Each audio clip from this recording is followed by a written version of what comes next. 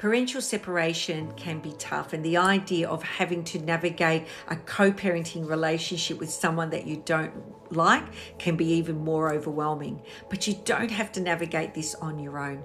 We welcome you to the White Table discussion, where we bring to you real life stories with real people discussing subjects, stories, most importantly, also the heartfelt messages of parents and children. Most important, every week we will have professionals to give you advice and guidance, but also bring you some of those other people maybe like yourself that have already been where you are now, to help to guide and give you some advice at that level of understanding from the emotional home. Most important, if you're here to hang around and hear us a little bit more, every week we will be bringing you stories. All you need to do is hit that subscribe button so that we can do more for you and helping to build this community whilst we've been running now in our 5th year of the White Table Discussion Project. My name's Jeannie. I'm your host and the founder of Parenting Together Apart for Parents Not Together. I look forward to seeing you inside.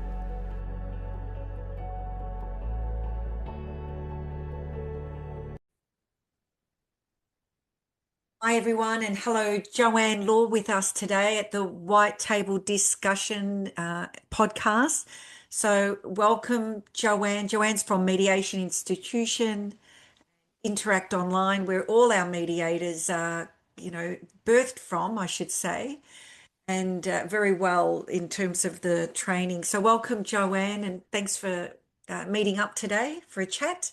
Oh, wonderful to be here, Jeannie. And we've been I've been very impressed with the work you've been doing for a number of years, trying to And likewise, I think.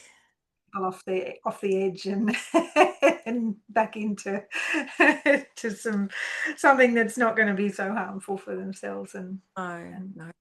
So today, I think Joanne and I decided that it would be ideal to chat with everyone about how to feel empowered through the participation of family dispute mediation, because I think this is something that, we need to not only have a conversation like now, it needs to be ongoing, and the power of mediation for parents and what this means for you in terms of how you start to make those decisions. As traditionally we all used to run to lawyers, we know now mediation is something that the court wants us to have unless you both can make an agreement.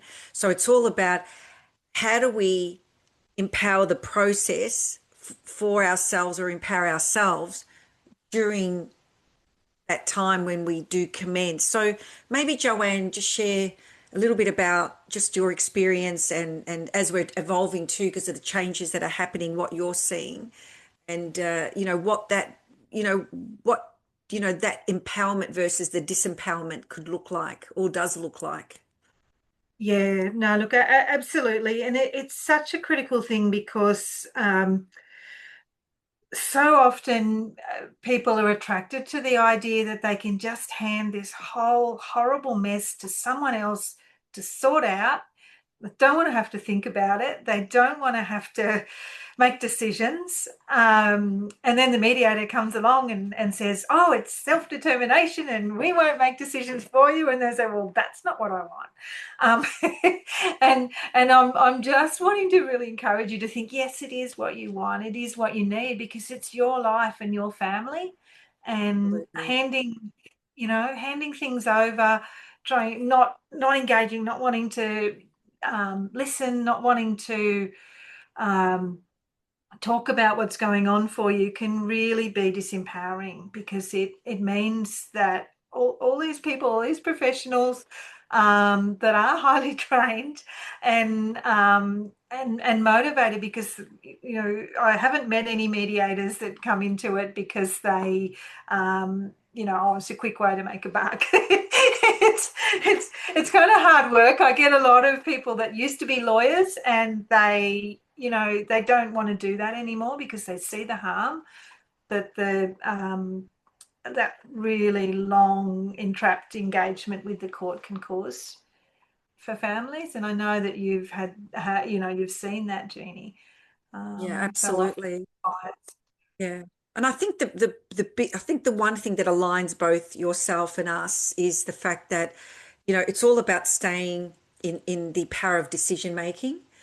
And Mm, as difficult as the emotional tie is in that moment, you know, the idea of going to or going down the pathway of mediation provides that pathway of being empowered as a parent to continue your role to decide how this is going to work as as a now a separated couple. And that yeah. is so important. And I think one of the things that I've always been a fan of with the mediators from, the Interact Online mediators and mediation institution is we really work hard, or the team work hard to really ensure that we exhaust every other option before we would say, unless required, for two parents to actually go to court. And it's because Mm, we really put that time in. And as you said, like, if the money was a factor for many of the mediators, I think they'd be on about 50 cents an hour, because the time outside, just helping and navigating, counseling through those processes can be so difficult. And mm, it is so important, that empowerment, that decision making, and being able to really make sure that decisions don't get imposed on you, because the minute that the court process starts, that's where you start to lose you go into a debt, and the debt is the debt of no longer having that power as the parents mm. to those children, Yeah, because it no longer becomes about what you want, what he wants, or vice versa. It becomes what the children, how the courts view the children need. yeah. And look, the problem is with the court process, it's an adversarial process. So you've got to put up an argument. The other side's got to put up an argument. So they're going to put up a story that's very ugly, generally, and really hard to stomach. And so by the time people have been through court and come out the other side, it's really hard to build a parenting alliance. It's really hard to work with them because it's hard to forget the things that they've said about or their lawyer has drafted about them. Um, so yeah, it's it's about control, and control's a pretty loaded word these days because there's legislation now around coercive That control, perception, which yeah. is, So maybe we use yes, the word active participation, being actively participating. yeah, and the power of decision making that you, Yes. yeah. So it's not when we talk about retaining control, active participation, power decision making, we're not talking about control over the other person. We because the beauty of mediation is you can't you don't get an agreement unless you both agree. Correct. And it mightn't be a full, it's not necessary, it wouldn't be a full agreement until your child's 18 or off to uni or whatever they're going to do, because that's impossible. Like, how could you possibly think through all the things that would need to happen from whatever age they're at now? So it's about getting a plan and some strategies and the things that are a problem at the moment and that you're aware of, and getting a plan for those, in a way that, what do we do if we don't agree? Are we enough self-control that we can meet together and away from the kids and have those conversations? Do we need professionals there to support? Do we have to come back to mediation? All of those decisions, a lot of decisions in just that little bit of that I talked about. The extracurricular stuff. Is it, how are we going to do that in a way that doesn't, prevent other parent from seeing, and all of those things that need negotiation, because we know what kids, particularly those young preteens, where they have a passion for dance or they have a passion for something, and they, and let's be honest, it's probably an escape for them from all the adult stuff that's going on. Absolutely. Absolutely. No, and you work closely with kids, so you know what I it's like for know. them. And I think one of the things that we try to share is that um even through the process itself and understanding what the layers look like, because I think we're well in tune to understand that not every matter, I don't think I've come across one matter identical, but we see a Mm. profile of matters that are some similar and experiences that can be similar. And so it is all about, whether you're going to go the long pathway or the shorter pathway. Sometimes, as we shared earlier, there are roadblocks where you may be stuck on something. Putting time in front of you. And Joanne and I talk very frequently about the fact that one of the toughest parts we see often is where the parent that is really ready to move things forward because they were way over before they exited or Mm. made the decision to be out, right? And Yeah. then the other parent is just in this emotional Yeah. turmoil of trying to absorb all of that. And you see a lot of Mm. this as well as I do, Joanne. Oh, absolutely. Because, sometimes we get people to mediation or they approach us, and it was only a matter of weeks since they've separated. And it's really important to say, well, who was the leaver and who was the left? Because look, sometimes people have sat down and had a conversation and made a mature, joint decision, but it's usually not quite that way. And if you're if you're the one who's left the relationship that decided that's it, it's the end, you've probably been thinking about this for years, maybe. Um, and I guess the thing that you may not realize is that the other person's feeling completely blindsided. You've gone through, all of that grief in the past. You probably had, some times where come to media, come to counselling. Let's try and do what we can, and they didn't respond well enough for you to stay. But now they're in that situation, so it's really classic that suddenly they want to go to counselling when that was, oh, I don't Absolutely. want And you become to. tired, don't you? Like one of the things we note is because we get a lot of these families where mediators will pause the process, bring them to us, and one of the things we note often is the physical tiredness, the emotional tiredness. One person is tired because they've been dragging out that decision for a long time, finally make the decision, and they're on Yeah, the last lap. They just want out, but it becomes the longest lap because suddenly we're saying, this is going to be a little bit longer because the other person's trying to catch up. And it's not about who's wrong yeah, or who's right. It's just you're both coming to the end, the closure of this at a very two different doors.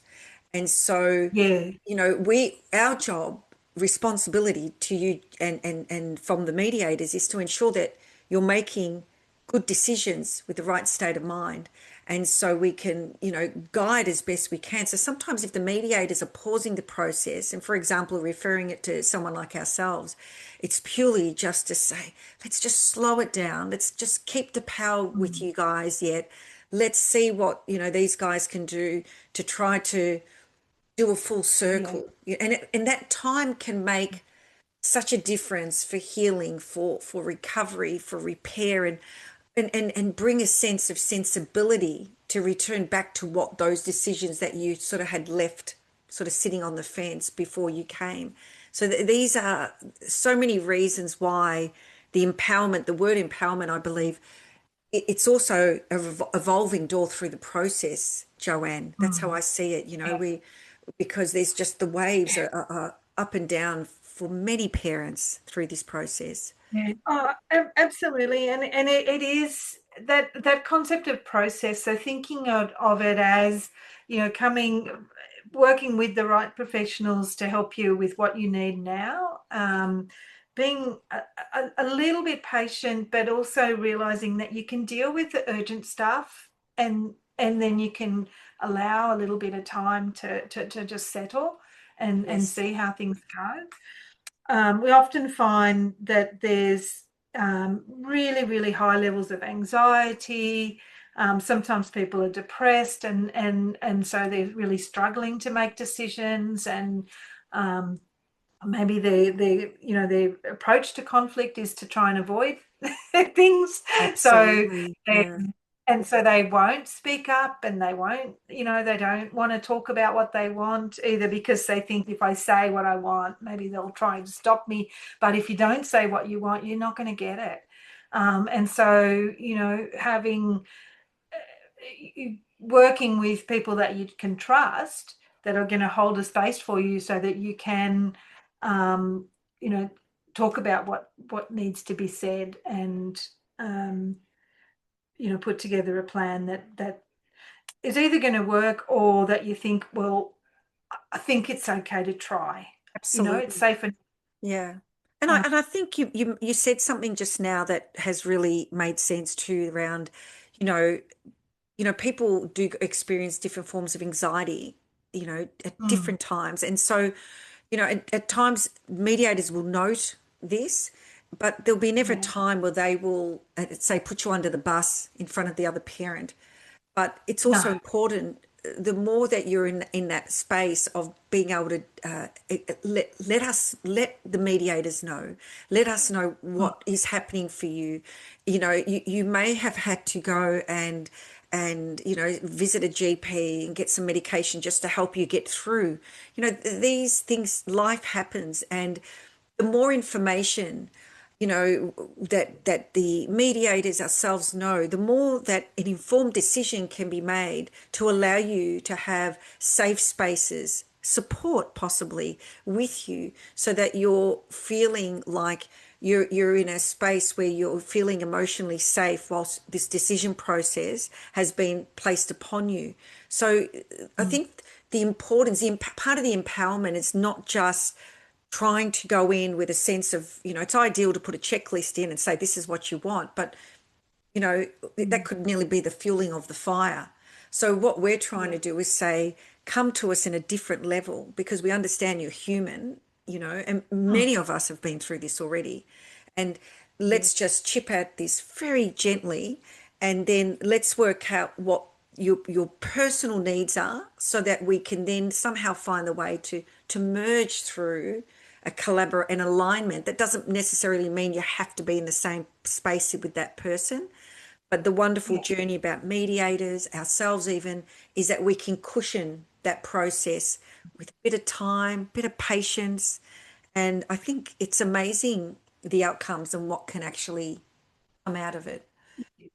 Absolutely, and that's the thing, and it's an obligation that we have as mediators. Like, we must, under our regulations. So we're a regulated profession. We credit with the Attorney General's Department. We have to give people information. We have to tell you about best interest of the child. So how the court looks at what is considered um, really important for the children, and of course safety for them, safety for their caregivers. So they shouldn't be in violent environments.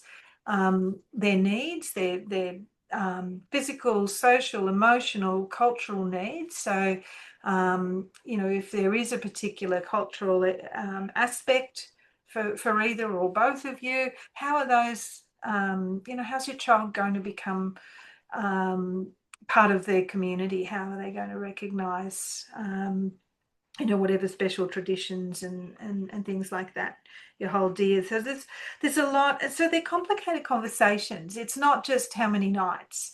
Like, you might Absolutely. sometimes that other system is, it's just like, we'll just divide it up. We'll just, you get this number of nights, you get that number of nights, but there's so much more richness to a child's life, and you can have those conversations.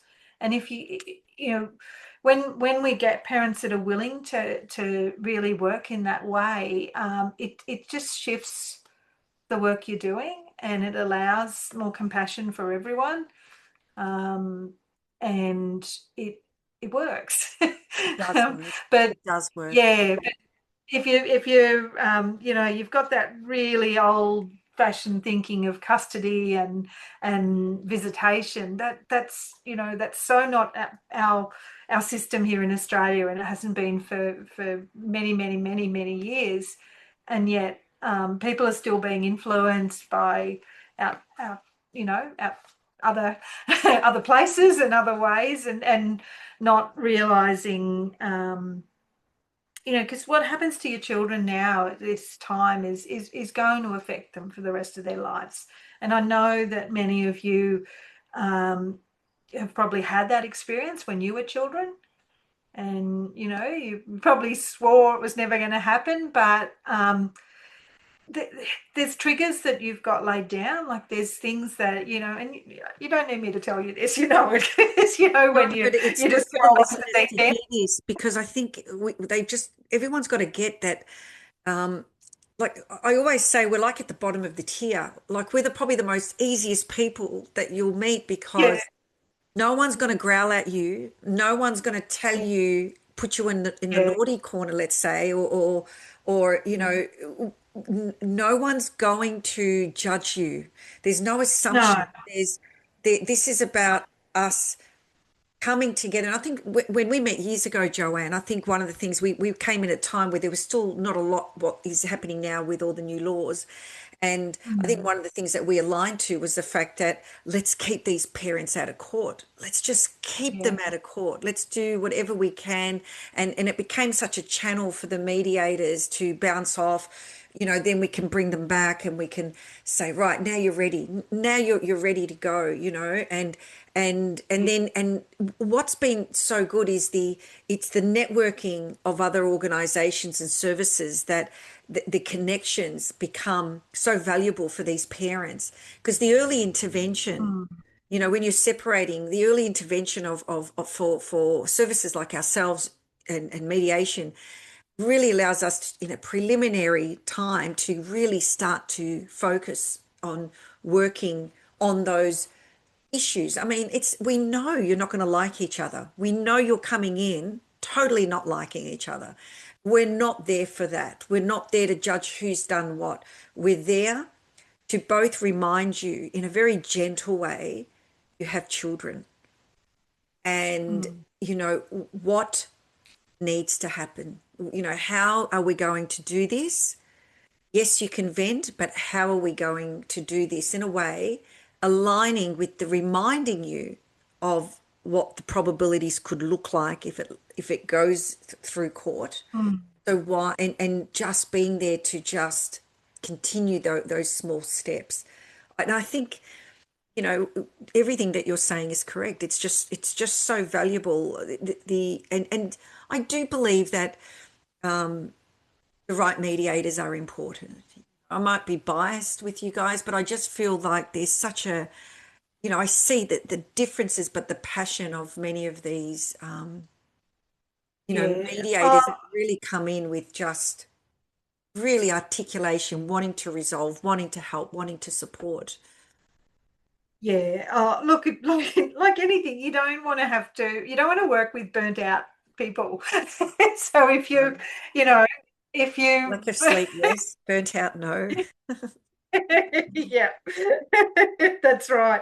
So we're not, so it's important that you have trust and confidence in your mediator, that they see you as a person. You're not just another case.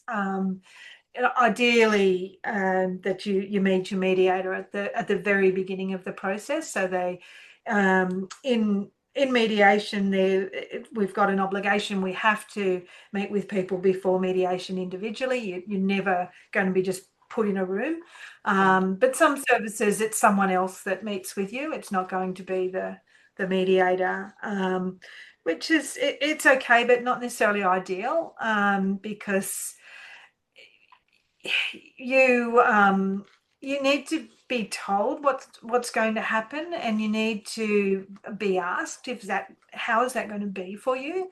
So I if you think it ask. sets the tone, Joanne. Like, I think when you're meeting the mediator that that's going to be with you, it's really like having another family member come in, because you're disclosing Yeah, so much information. And so you really want yeah, to set the tone. You want to know if that person feels right for you, and that yeah, opportunity. And I think one of the things we do too is if parents have come to us first, and mm, mediation needs to be a course of action, we will actually select the right mediators to Yeah. because we sometimes get to know our parents and think, you know what, I think this person's going to be better suited. So that's the, the wonderful part about, the whole Mm. process on both sides is finding that Yeah. person that that will fit. It Yeah. creates comfort because you don't need too many people around. You don't need too many. And the repeating this, the biggest feedback I get is, it's already traumatizing going through, one channel of information, but then having to repeat the cycle of information. Yeah. That's already hard work, Oh, isn't it? And oh, we see it this. really is. And yeah, particularly if there has been violence in the past or you've got Yes, other trauma that you've yes, lived with. We know statistically when there's natural disasters, there's a whole lot more separations and relationship breakdowns. So, it may not be trauma related to family violence, but life can be really hard at times. So um, yeah, having just being shuffled from people to person who don't know you, you're having to go over your story again.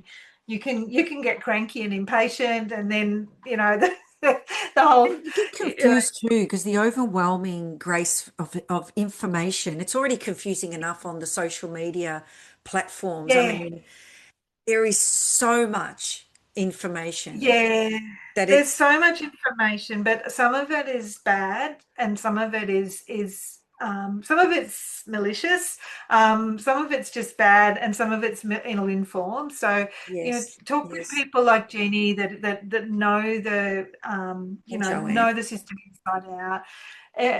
Mediators that have been trained and know absolutely. they're giving you accurate information because I sometimes I dip into some of those Facebook groups just to see what's going on, and it's Yeah. really yeah, some of it what people are being told is just wrong. And of course, we're going to like the information that's kind of feels better for us.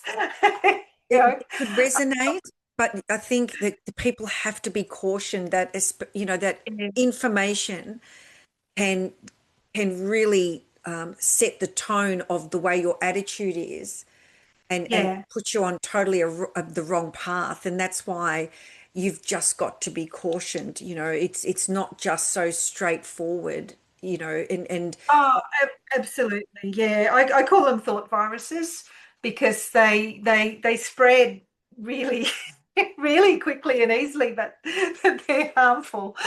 is that from Paul or So yourself? yeah, so it's yeah, look, it's a challenging time, and the reality is, you're having to make decisions. Like this is a time where you have to make really, really important decisions. But I guess if we're talking about empowerment, what I want you to think about is you don't have to be rushed into that decision. Right. You've got a right to Oh, ask for information. You've got a right to ask for time to think about it. You've got a right to get, proper professional advice. You've got a right to talk to family members and your personal support network. And absolutely. that's also, and that's sometimes people get the wrong information with mediation and they think, oh, it's confidential, you can't talk to anyone. It's confidential, it can't be used against you in court, it can't be used as evidence, but that doesn't mean that you're blocked off from your support network. Correct. You know, Correct. definitely not Facebook as your support network. No, no. People, you're really close, important Yes. people. Yeah, people that matter. I think the other thing I just want to note on that too is in saying all of this, we still acknowledge and remember the mediators are constantly doing risk assessments. So, when there is a probability or a notice of where domestic violence is definitely present, or other means of concern that are raised, they're not taken lightly, nor are they dismissed. And so, Yeah. at times, it may appear like the mediator or even ourselves are not acknowledging or making comment, but there's definitely a space there that is reviewed and debriefed in order to ensure whether this is a matter that needs to come this way, or does this matter actually we need to get lawyers, Yeah. and we need to ensure that the children and yourselves, whoever the victims are safe. So there's a lot Yeah. taken into consideration, and at times we see victims where they're so afraid that they don't want anything else to happen because they're less likely to take out DV orders and but Mm. but again, it's also important to not be afraid to speak up and also to take into consideration the information that's provided. And like Joanne said, seek out, in this case, we would say go and get legal advice so that you've got the support, the necessary steps, and you won't be forced to do anything you don't want to do. But at the same time, that communication can be very helpful and vital, all that, together. Yeah. Oh, absolutely. But I guess the thing is when you go to get legal advice, it's what I said in the beginning. You don't just go and throw yourself on the thing. Think about what are the questions you've got. What do you need to know? What Yes. are where Good are point. where are the things in conflict? Yeah. Um, but also remember to think about the things that you do agree on, because often there's quite a lot, and I see that people are like, it's natural, you're focusing on the problems, but sometimes you forget about anything that's not a problem and that gets taken for granted. So And it's normally outside the I suppose, care of the children, isn't it? Like normally the stuff that they're actually not liking is usually about each other, and find yeah, most of the stuff they've agreed on about the kids. It could be one or two yeah, things that are outstanding, but most times, most people actually, when we come to the end, have agreed on yeah, most. It's just they're still yeah, hating on each other, which, hey, it's pretty yeah, normal. There's an ex. yeah. Absolutely, and that's yeah, it is, and that's where again, I often talk to people about a mental health plan, and it's not about, oh, I think you're crazy. It's not what it is at all. It's you're under strain, you're under pressure, and people say, oh, I talk to my family, but can you tell them the things that you could tell a stranger? Like a professional stranger who you can go, you can have a session with them and you can leave and they're not going to tell anyone and they're not, they're not connected. Um, there's such a lot of power in that, in being able to just dump and download without having to try and be strong. Um, if you are in family dispute resolution and you're referred off to another professional, that's inadmissible. It Okay. can't be. They can't. So it's really important that you use that. There's another power there. Our cloak of inadmissibility. It means that you can actually have that therapeutic support that you might need at this time. And Um, it's okay. You're not being dumped.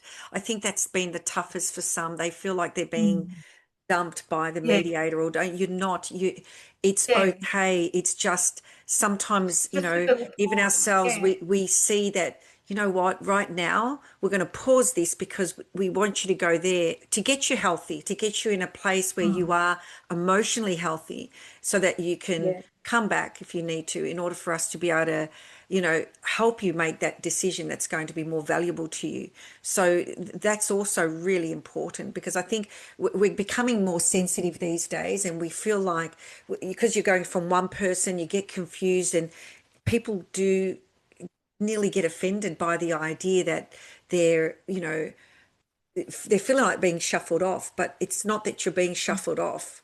We're just pausing the process so that someone that so well from that mediator or ourselves have said, we know this person's going to help you, and we know that that's going to be a pathway for you that you'll benefit far greater. So yeah. Yeah, no, absolutely. And yeah, and just sometimes people like the grief around relationship breakdown. They don't understand it because they think, well, why am I grieving? I don't even like them anymore. But it's really like it's the life that you were going to have, like it's the comfort that you might Absolutely. not be thinking you're going to have after the decisions are made, because you're splitting up your assets and things are going to It's so change. sad. Um, Sad. It's you sad know, for many. yeah, and so sometimes you're going to get all those emotions. You're going to be angry. You're going to be bargaining. You're thinking, oh, maybe we should just get back together. Sometimes, some people, you might, yeah, denial. So if you're in the middle of all that, I don't think it's very wise to try and make, really long-term, far-reaching decisions. So, sometimes you can make some interim decisions to Absolutely. so Yeah. that So, well, we do that. So if we've got little ones, there's no way we're going to let you start making a decision for the next 15 years. Like, let's just do a shorter plan. Let's yeah, yeah, let's what's work on coming that. up? What needs to Get get you coming sorted? back, in about 3 years' time, and we can review that, see where we have to change it because circumstances change, life changes, children change. Like, what is happening now, and by the time you guys have all calmed down and everything's in a much different stillness, life is happening, and so we can adapt at any time. And the key to this, Joanne, what you're saying is the control. It always stays with you. Well, the control, or being able to be in that decision making process Yeah, all the time, as a yeah, parent. So, and that's about time, isn't it? It's about making time in front of you, as opposed to trying to catch up with it as yeah. such. And Yeah. the problem, I see a lot of people that just have this false belief about the court. They think they're going to go to court, and the kind and wise judge is going to hear their story and make a decision that's going to be in their See their favour. way, Very, very few cases go to a final hearing. So you're going to be under constant pressure to make a get a decision. deal, reach an agreement. Your Absolutely. lawyers will probably brief a barrister who doesn't know you and who's just trying to get the deal done. Right. And The maybe grumpy and all the rest of it. Yeah, and so you're still going to have to make those decisions, but you're going to have it under pressure, a lot of pressure. Yeah. In I'm a mediator, a family dispute resolution practitioner, but my husband's a lawyer, and he at one stage had quite a busy practice. So I spent a fair bit of time in court supporting people that were there, and Yes. it's just such a difficult environment for people that are. It's a difficult environment even if you're at your best, and people going through separation are rarely at their best. Yeah. Well, I've been through it, and it's just you you if you think for a second that you're whatever it is that you're leaving to decide that court is best, that the courts are going to hear you, that is not the case. And without Mm, disrespect, they don't care for you or all the other parent. They're just gonna they in fact they get agitated that two adults cannot make a decision around their mm, children. So they will make a no nonsense kind of decision that may be an outcome you both don't want. And so mm, it's not so straightforward. The black and white version of what people perceive court to be like is not that. It's brutal. It's the arena itself is tough, and mm. cases are going in and out. I mean, you and I always say, Joanne, 10% of matters need to be fronting up in court, and maybe 20% may need to go as far as a court mediator. The rest of you don't need to go in. You just don't need to go in. Yeah, yeah, you really don't. And the same thing, if you've had your arrangements working all right, and then something changes and they start to break down, you can go back to negotiate again. Absolutely. Absolutely. It's no circumstances change. And we haven't So even talked about cost as well, Joanne. Like the cost is just incredibly, like, so much less, I mean, yeah, at worst, parents could be looking at, if they were to go down the mediation pathway, probably no more than, let's say, at worst 20 grand, let's say, including the financials, between them. But whereas you're going to court, you're looking at least, once you start, you'd be looking at anywhere between a 50 to 100K spend each. It's a Yes. lot of Yeah. dollars. It's a lot of My money. husband, yeah, that like there's one at the moment 70,000, and that's just to get to a conciliation conference. That one hasn't even got children, but yeah, It's it's maddening. such a lot of um, money unnecessarily. But there's miscommunication around that as well, because often people think that they have to have all of the disclosure, everything sorted before they go to mediation, and they No, don't realize that's what we help you with no, at a much more cost effective and efficient way, because absolutely. we get to talk to you both. Yeah, We're like the auntie or the uncle who doesn't take sides, who talks with everyone, so true. everyone, that's what the mediators are like. Like And that it's auntie it's or an uncle. amazing software program. I just find the whole thing, like definitely not my space there, but I just find people don't realize how much you've got ready to go. You'll be guided. All you have to do is just turn up to the first intake so that they'll talk you through what they need. Because the mediator won't want stuff they don't need. So, No. and we see this a lot where people say, I'm just still working on gathering in the information, but guided by whom? Just turn up. Yeah. Let's get the appointment, get this thing Yeah. rolling, because they will tell you what you need at the right time. And, you're not wasting time unnecessarily, because that money will make a difference for you. That's saving. Imagine what life can be like. You both settle in a home. You both have, you still can have power of choice of education for your children. You'll be able to take the kids on holidays, build up the memory bank for your kids individually. Like, hey, like, I don't know, how Yeah. this needs to be Glad you spelled said out. that, 'cause Easier said than done, yeah, 'cause but that's it's what I hear. People that are caught up in these family law battles, there's no holidays, there's none of that, because there's no money. Like, it's all going into that. I've just been doing a lot of work around elder mediation and elder abuse, and that's another byproduct as well. So often wow. I people just have a lot of pressure. had a meeting Yeah. about that this week. We're talking about, how we've been getting a lot of referrals for just, women, especially in their 80s, that are coming to us, and it's just a whole different planet of you know, Yeah. care that's really needed, and the fear, because so many of them are just so scared to make this decision for a number of valid reasons, which we may need to do another podcast on this another time. Yeah, I think we should do one I'd be keen on on that, that for Yeah, older people, because they get forgotten. very You know, vulnerable, very vulnerable, and like our yeah, children, and it does definitely need to be. yeah, and often, the children, and when they're under financial strain, they kind of feel a sense of entitlement to their parents' Yes, money yes, or yes. assets, and Yeah. you're not entitled.